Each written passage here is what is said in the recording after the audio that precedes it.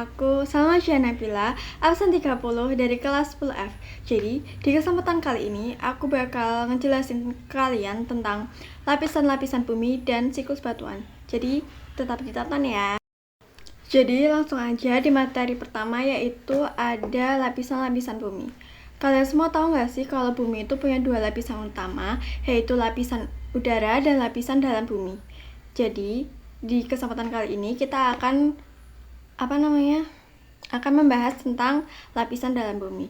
Jadi, lapisan dalam bumi itu terbagi menjadi 3, yaitu inti bumi, mantel bumi, dan kerak bumi. Yang pertama, di dalam bumi ada lapisan inti bumi. Lapisan inti bumi terbagi menjadi 2, yaitu lapisan dalam bumi dan lapisan luar bumi. Dalam lapisan dalam bumi terdapat besi dan nikel yang padat. Kemudian di lapisan luar bumi terdapat besi dan nikel cair, karena di situ suhunya hampir mencapai 4000 Celcius. Jadi selanjutnya yang kedua ada lapisan mantel bumi. Lapisan mantel bumi berada di tengah-tengah antara kerak bumi dan inti luar bumi. Mantel bumi terdiri atas 2 lapisan, yaitu mantel bawah dan mantel atas. Di dalam mantel bumi terdapat batuan yang mengandung magnesium dan silikon. Yang ketiga ada lapisan kerak bumi. Jadi, lapisan kerak bumi adalah lapisan terluar yang ada di bumi. Lapisan kerak bumi terbagi menjadi 2, yaitu kerak samudra dan kerak benua. Kerak samudra itu lebih mudah karena dia mengalami peleburan menjadi magma karena proses subduksi. Kemudian kerak benua lebih tua daripada kerak samudra. Kemudian kerak samudra mengandung silisium dan magnesium atau bisa disingkat dengan kata Sima. Kemudian kerak benua mengandung silisium dan aluminium atau bisa disingkat dengan kata Sial. Selanjutnya, di kerak samudra lebih banyak mengandung batuan basaltis, sedangkan di kerak benua mengandung batuan metamorf dan didominasi dengan batuan sedimen. Selanjutnya, di materi yang terakhir, yang kedua ini, aku bakal ngejelasin tentang siklus batuan. Nah, kan batuan itu terbagi menjadi 3 kan, ada batuan beku, batuan sedimen, dan batuan metamorf. Nah, aku di sini bakal ngejelasin gimana sih 3 batuan itu tuh bakal terbentuk. Jadi, pertama-tama kan ada magma.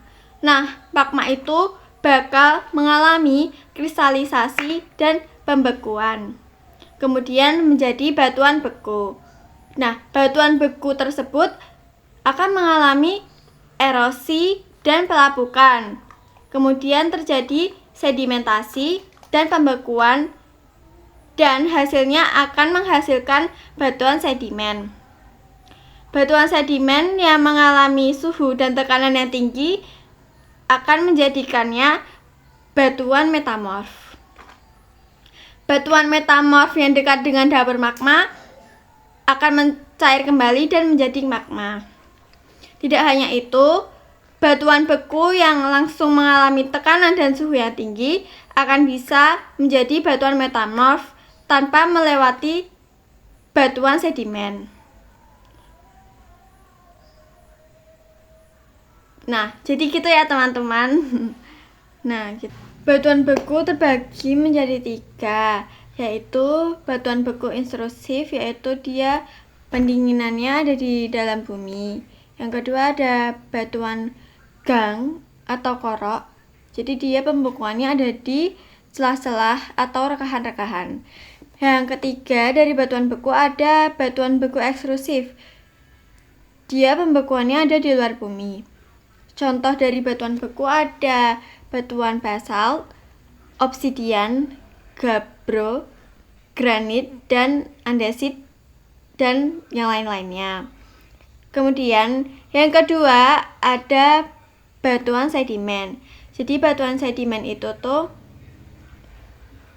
ini ini dari itu ya, apa namanya, terbentuknya itu ada, yang pertama ada batuan sedimen klastik. Jadi dia terangkutnya, apa namanya, dalam proses transportasinya, terangkutnya itu dia bentuknya masih padat, dia tuh nggak larut jadi cair gitu.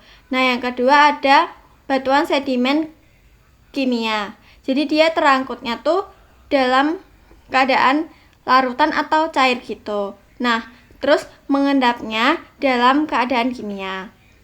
Yang terakhir dari batuan sedimen ada batuan sedimen organik. Jadi dia dari endapan sisa hewani atau tumbuhan.